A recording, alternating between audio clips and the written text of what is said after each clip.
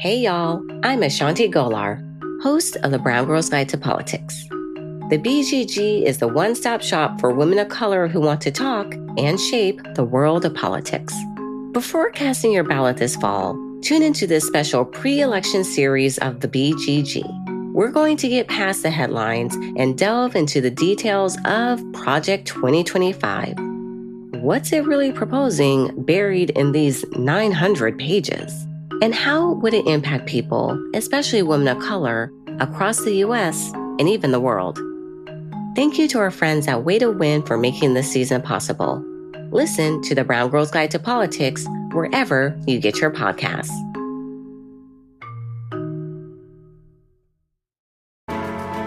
Every American deserves the right to fair housing, and Kamala Harris is working to make that right realized by us all. She learned firsthand how hard it is to work toward the dream of having a home. As California's Attorney General, Kamala Harris took on the big banks in Wall Street. And now she's looking to give first-time home buyers $25,000 for a down payment. This November, vote for the leader looking out for your home. I'm Kamala Harris, candidate for president, and I approve this message. Paid for by Harris for President.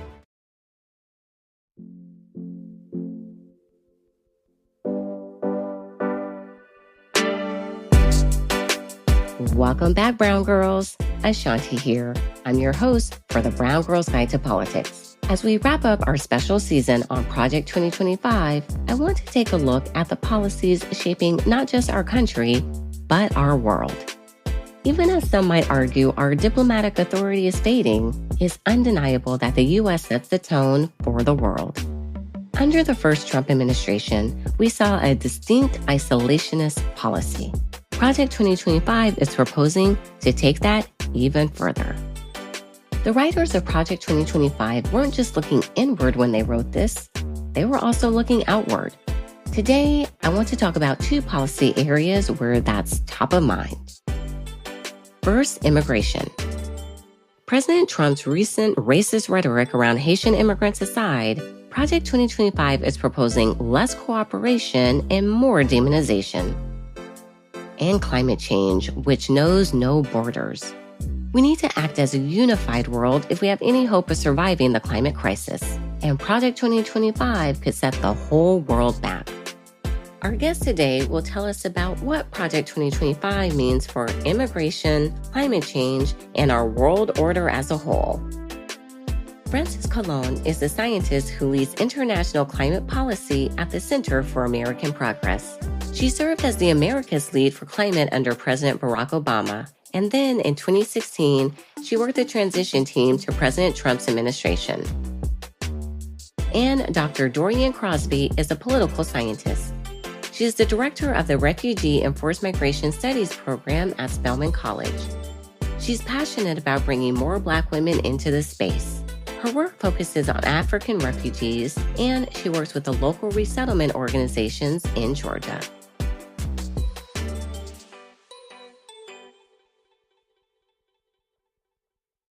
Dr. Crosby, Dr. Colón, I am thrilled to have you with us today. Before we get into our questions, because we have a lot to talk about, could you each just introduce yourself and tell our listeners a little bit about you? Let's go ahead and start with you, Frances. Sure. Thanks, Shanti. My name is Dr. Frances Colón. I am a senior fellow at the Center for American Progress, where I lead a program on international climate policy to make sure the U.S. is well positioned in the international sphere to carry out its climate ambition. I'm a scientist by training, biologist by background, and I've had a long career at the intersection of science, climate change, environment, and policy, working for the government, for civil society organizations, and nonprofits. Really cool stuff. And Dr. Crosby, let's hear from you. Yes, thank you, Ashanti. It's great to be here with everyone and Dr. Colón. I am an associate professor of political science at Spelman College. I also founded the recent minor of Refugee and Forced Migration Studies at Spelman, which makes it the only HBCU with a degree in Refugee and Forced Migration Studies. And it's great to be here. Awesome. Two amazing, accomplished women, the perfect people to have on as we dive into the foreign affairs part of Project 2025.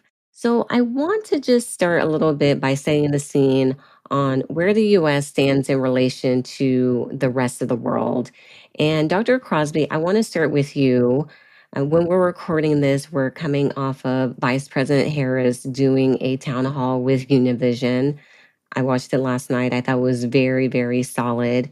But we know that immigration is very much a topic in this election cycle. So, can you just tell us in recent years, what has been the US's attitude towards immigration and migration? Yes, and first, let me start off by saying these are my opinions and they in no way represent my employer.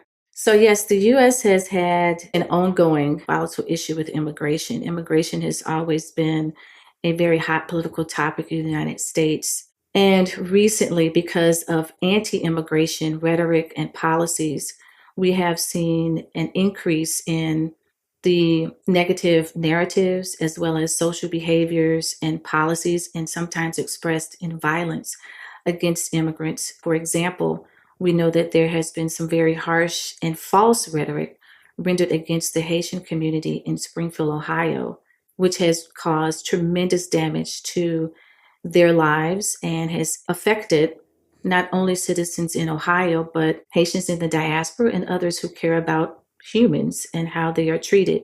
And so we're seeing immigration again weaponized and utilized as a way to revert our progression in terms of inclusion in policies in society.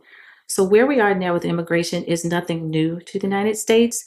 It's just now in a repackaged and more intense and acceptable vehicle in terms of those who are in elected positions who are espousing most of the negative narratives and rhetoric that is increasingly making it very dangerous for immigrants from any place in the world to be in the United States. Thank you. And Dr. Colón, I want to go to you to talk a little bit more in terms of climate policy, not only in the US, but the rest of the world. We are dealing with several horrible hurricanes that have wreaked havoc across the country. Again, we have lots of misinformation and disinformation, and lots of people just don't even believe that climate change is real. So, can you just tell us a little bit about how things have evolved since you've left the White House and worked on these issues? The United States tends to be a leader in the world on climate ambition, climate action. When the United States left the international climate sphere in 2017, withdrew from the Paris Agreement, it created a lot of space for countries to really step back from a lot of the commitments they had made to decrease emissions, to make progress on climate action. And so it was a very welcome event when the United States came back under the Biden administration and rejoined the Paris Agreement, put forward a very ambitious goal for emissions reductions and for climate action. Our leadership really emboldens other countries to take very ambitious steps themselves. We sort of set the pace, and the rest of the world really follows. And so under the Biden administration, a lot of progress was made, especially domestically here in the United States, through the Inflation Reduction Act on a lot of climate action to really lower our emissions, which is one of the goals that we have set forward, but really to power a clean energy transition in the United States that will create jobs, that will clean up our air, that will lower bills for American families in terms of their energy bills and more. And so it has made a huge difference for the United States to be back, to put forward and start implementing the boldest climate law that the world has ever seen, and to really take those steps.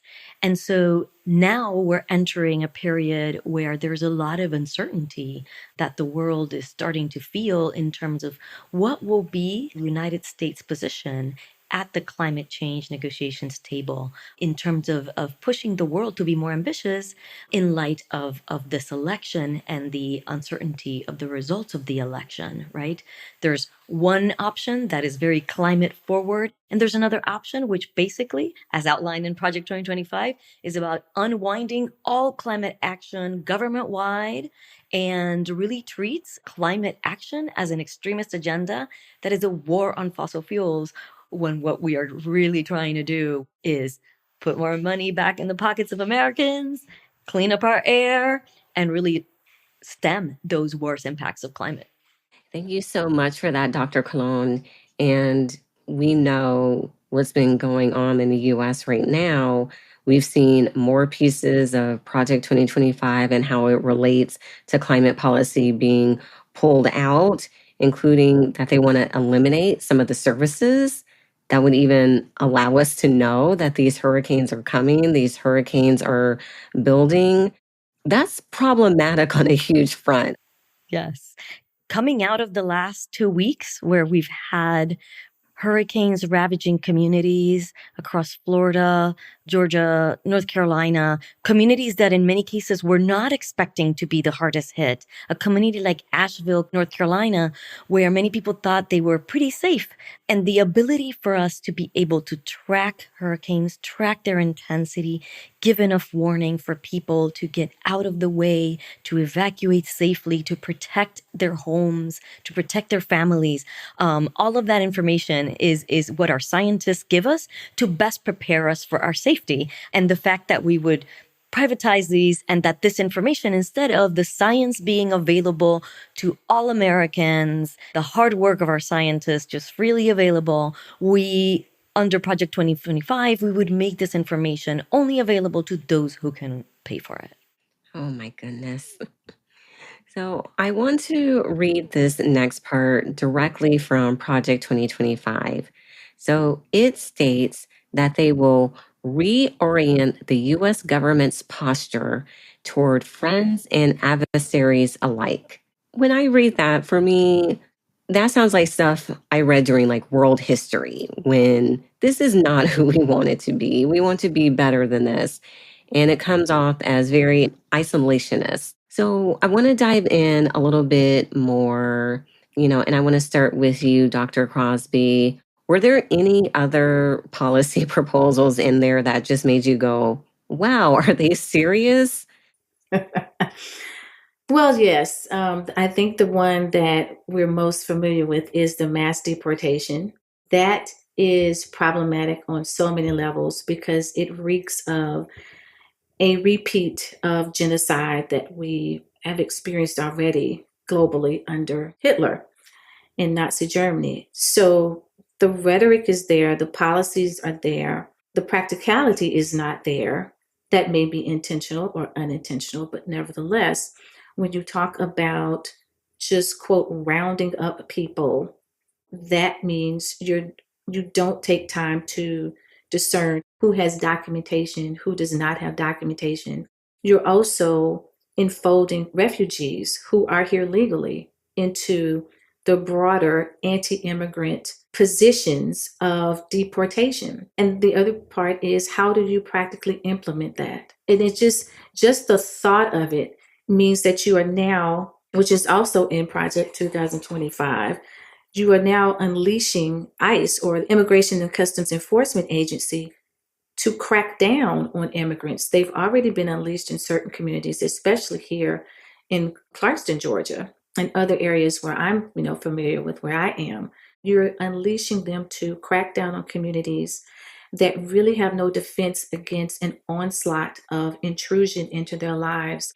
So we also come into conflict when I think about it in terms of the politics of humanitarianism. We are humans, we are in the United States, and so it is our obligation to be a country with such a wealth of resources to help those who are in need. So yes, the humanitarian need and effort is there, but when you start to put politics on top of that, then you begin to make a calculated decision as to who receives those resources, who should receive those resources. And that is problematic because that sets you up for being able to operate within that dichotomy of us and them, and always providing a way out or a scapegoat by the quote unquote others, which again is not new in human history. It's not new in the United States, but it is a way to make sure that the extreme policies that used to be acceptable and a foundation of the United States are returned. And just listening to you talk, it reminded me of one of the moments during the vice presidential debate where I personally just felt gaslit for 90 minutes by JD Vance for everything he did say and did not answer. And he was specifically asked by the moderators how they would enact these mass deportations, and there was no answer. That tells us a lot that this is another concepts of a plan. And I want to go over to you, Dr. Colón, because we heard Dr. Crosby talk about how people have been displaced, a lot of that due to environmental issues. So can you tell us a little bit more about how this isolationist policy that they talk about in Project 2025 would actually impact climate and environmental policy and how those two are connected? Right. So one of the things that we know about climate impacts is that vulnerable communities are hit first and are hit the hardest. And within those communities, women and girls are sometimes the hardest hit because of lack of social protections, because of lack of resources. And so when we're talking about the hardest impacts of climate around the world, we're talking about something that exacerbates stressors that are already in place, whether those are political instability stressors or economic stressors. All of those things exacerbated by climate will result in conflict, displacement of people, which Dr. Crosby spoke so well about. All of these are the ways in which we think it's not just that there's an extreme heat wave, that there's unprecedented storms. It is that our vulnerable communities in the US and around the world are living in conditions that are exacerbated by these climate impacts and that yields long-term conditions such as health conditions, displacement, food insecurity, the loss of livelihoods. And all of these things are things that make people move internally within countries, move across borders. They are conditions that will put additional pressure on the immigration issues that we've already seen and that we know have been such an important part of the discussion here in the US and around the world. There's so much that they want to work against, and you just really hit for us the importance of that cooperation, how climate change is an issue across the globe, not just here in the US. And you mentioned earlier about the Paris Agreement, and Project 2025 does contain many proposals that involve us possibly leaving again. What do you think that impact would be, just given everything that we're seeing going on right now? And it's a time when we all really need to be coming together as a global community to discuss climate change and what are we going to do to ensure that we can still all live on this planet. That's a fantastic question, because sometimes these multilateral agreements that all the countries get on board on seem very abstract to folks. We have a climate crisis that is so large in scope that the only way we're going to wrap our arms around it and really tackle it is if we do it together with the rest of the world. This is not a problem or a challenge that we can go alone. The planet isn't warming just in the United States or just in pockets and spots. The impacts of it are felt globally, and the United States is the second largest emitter of greenhouse gases and the largest producer of fossil fuels. And so when we collaborate with other countries, our actions impact others, others' actions impact us. For example, China is the largest emitter. Their actions, whatever they do to lower emissions, has an impact on how we tackle climate. That is why we signed that agreement together with other countries to limit global warming to 1.5 degrees at a max. And what we were all going to do together, and every country has put forward plans. They're called the global climate targets. And every country has put forward a target for how much they're going to reduce emissions by 2030. Next year, they're going to say how much they're going to reduce by 2035 so that we can collectively tackle this problem that is a global problem. The issue with withdrawing from the UN Framework Convention on Climate Change, which is something that Project 2025 lays out is that once the United States steps out of these multilateral platforms and agreements, it creates space for bad actors to step in and take over the process and the multilateral cooperation space. Sometimes actors that have a stake in more fossil fuel production and don't really want to see the world collaborate to move away from fossil fuels and triple renewable energy capacity. If the U.S. steps out of the climate space again under a not so climate forward administration, under what Project 2025 says, we are once again entering a more adversarial and impractical relationship with China, which is to our detriment on climate goals. Because if the two highest emitters of greenhouse gases in the world cannot come together to tackle this, then we are in serious trouble. And so that is why it's a mistake to step out of these cooperative spaces worldwide in terms of the progress we've made and what we will be lacking.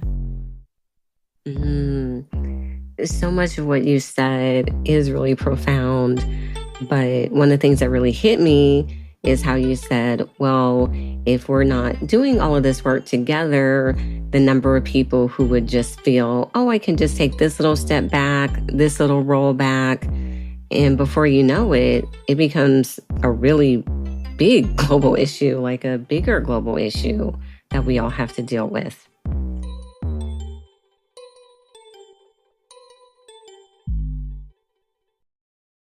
We'll be right back after a word from our sponsor.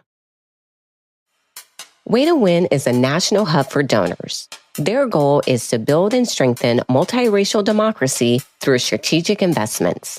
And it's proudly led by women of color, like Tori Gavito, co-founder and president. With the election imminent, Tori and Way to Win are supporting grassroots work to protect communities against the threat of Project 2025 and beyond. I wanted to hear more, so here's an excerpt from my conversation with Tori. I'm raising 2 teen girls, and they just night and day, from the decision that President Biden made to Kamala's launch. I mean, the amount of pride that they have in sharing the memes. I get more memes from these teen girls, and then the conversations that they're having with their peers. So one of my daughters is 18. She gets to vote for the first time this cycle. Ooh. I know, a new Texas voter. It's kind of exciting. Love it. And she goes to an all-girls school that's a public school that's dedicated for primarily girls of color, actually. Love it. I love hearing about your daughter and her fellow brown girls that are excited about Kamala, going to be able to vote for the first time. We're still having also the public discourse as we get closer and closer. What should our listeners keep in mind in the final weeks of the election? And do you have a call to action for them? So our listeners need to keep in mind that we have got to keep doing the work. So it is very easy when we hear headlines like Kamala Harris has raised $1 billion in 80 days, right? Amazing. She's raised so much money. It's easy to say like, well, she's got it. No, she doesn't got it. We've all got to help. This is razor thin, y'all. Yes, we've all got to help. Razor thin. Whatever we did in 2018 that led to all those historic firsts in that first midterm post-Trump, we were marching, we were writing letters, we were making phone calls, we were volunteering, we were writing checks. We got to keep it up. I know it feels difficult because we have been fighting this fight for many cycles. And yet it just may be our American duty, right? And this next step is electing Vice President Harris as our first woman of color president. So I want to encourage everyone to stay in. And then for listeners who have more to give, right? Way to Win is a hub for donors who can give at various levels, but want to give at scale and want to really pool their resources together to make an impact. And so we invite you to learn a little bit more about us too. Absolutely love it. Everyone, make sure you follow Way to Win. You follow Tori. They are doing that long-term investment work, and we all know that is key. Tori, thank you so much for being with us today, and thank you so much to Way to Win for making this special season on Project 2025 of the Brown Girls Guide to Politics possible. Thank you, Ashanti. And thank you to all the brown girls listening. Let's do this.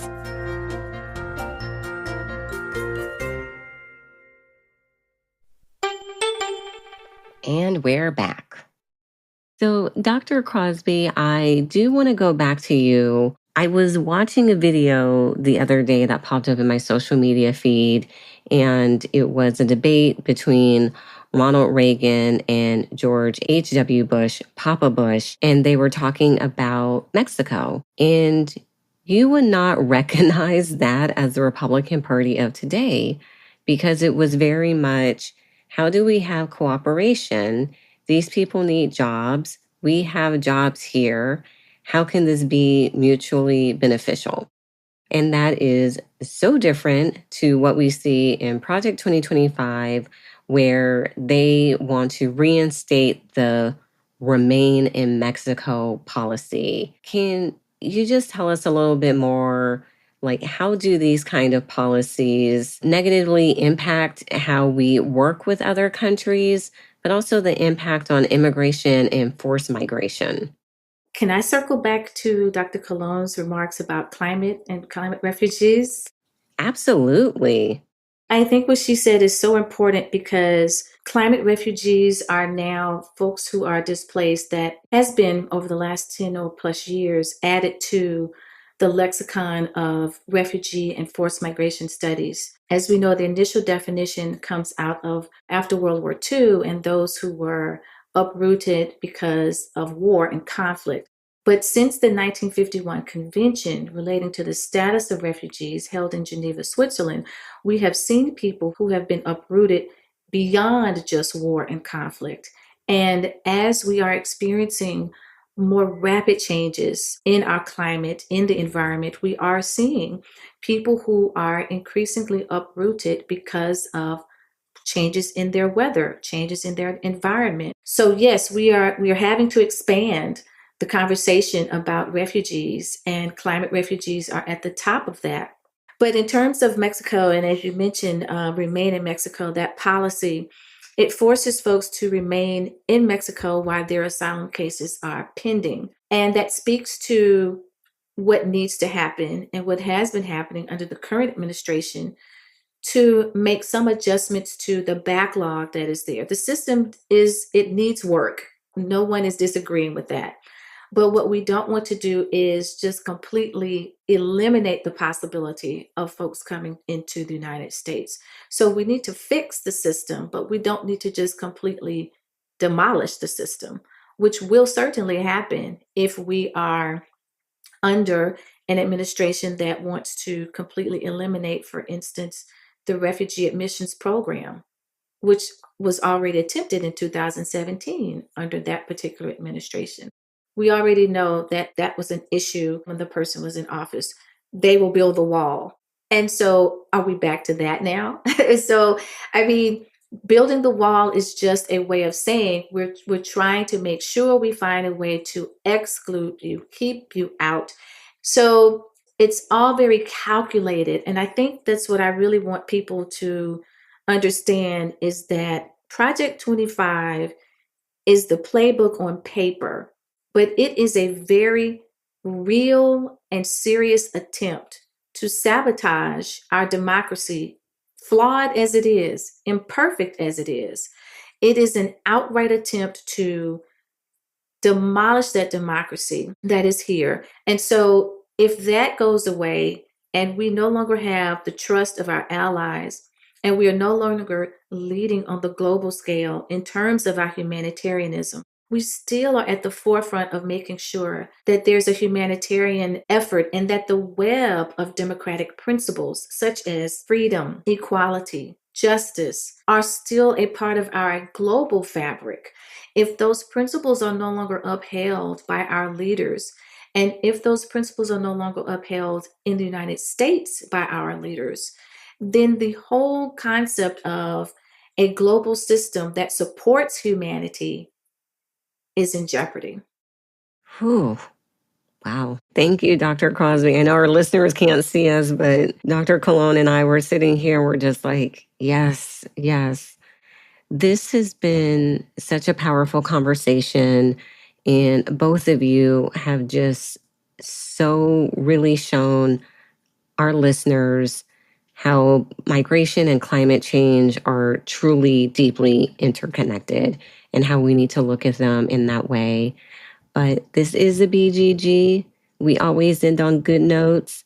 So I would love for each of you to tell us something in your work that is actually giving you hope right now that our listeners can take with them as we prepare to head to the polls on Election Day. I'll start with you, Dr. Colón. I think that the way the U.S. communities around these two very strong hurricanes came together to prepare, help protect each other, first responders taking care of their communities, neighbors helping neighbors, the way that everybody has taken on the charge of fighting back misinformation about the hurricanes, about the aid, about the assistance that the government is bringing to every corner of these communities that need it the most. That is a way that we tackle climate with fact, with the strength of our love for each other, with not division, but really unity and coming together. And I think that's what we have to take into the future as we tackle these challenges, whether it's climate change or immigration or any of them. No matter what is happening in Washington or at the White House, the fact that communities can come together for each other, no matter who you are, no matter where you came from, and help each other through these difficult moments, that gives me hope. Yes, it has been great to just see people, no matter what their political persuasion is, calling out the misinformation, disinformation, saying, stop it, you are impacting the recovery efforts, which means you're impacting our ability to help people. Dr. Crosby. The fact that people are taking it upon themselves now to more so find out about issues and are really thinking about, is what I'm hearing AI generated or is it real? And also thinking about the fact that it is now at a point where it is more important to think about us as a holistic community that thrives under democracy. And if that democracy disappears, then where are we? So I think for me, it is the fact that it gives me hope to see that folks are really, really resistant to moving towards an anti-democratic stance, or they are really resisting the notion that anything else other than a democracy in work, in progress, is what's best for them, that their lives really are better if they are focused again on those principles of freedom, equality, justice, and acknowledgement of our human connection, the right to a dignified life, and to fight for that, whatever that looks like. And to all of our young folks that may be listening, I think they are our hope as well. They're really being strong in times that I don't recall. So much coming at me as a young person, especially if it's my first time voting. So I think that the hope also lies with them, that they are realizing they have a voice. They're utilizing that voice, and they are realizing that this is the urgency of acting on what they're feeling, what they are experiencing in this particular moment in time, that they care and they realize their future is right now, that if they don't say something right now, their future is not as wonderful as they anticipated. So I have hope that we are all going to be and remain very informed citizens and are really going to put forth our best efforts and best practices to remain a participatory democracy. Yes, so all of that. Dr. Crosby, Dr. Colón, thank you all so much for sharing your knowledge with us. We have so many smart women always on the BGG podcast, but I especially love when we get the women with a doctor in front of their name, because I know we're going to get some nice, deep education. They're going to connect all the dots, and that is what both of you all did. Thank you so much for your time.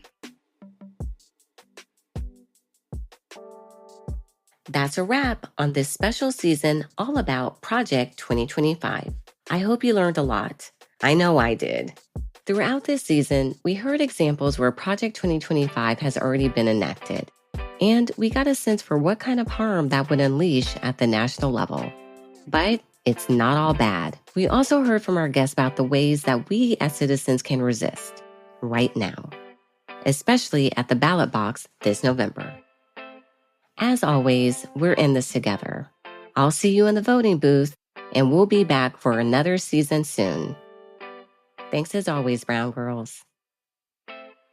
Brought to you in partnership with Way to Win. Thank you so much to all of our listeners. Please take the time to rate and review wherever you listen to your podcasts. It helps us out so much. For more information on the Brown Girls Guide to Politics, check us out at thebgguide.com and on Facebook, Instagram, and X at The BG Guide. This show is produced by Wonder Media Network. You can find them at wondermedianetwork.com.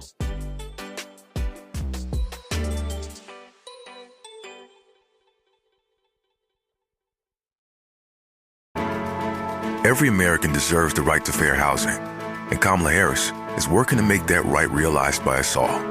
She learned firsthand how hard it is to work toward the dream of having a home. As California's Attorney General, Kamala Harris took on the big banks and Wall Street. And now she's looking to give first-time home buyers $25,000 for a down payment. This November, vote for the leader looking out for your home. I'm Kamala Harris, candidate for president, and I approve this message. Paid for by Harris for President.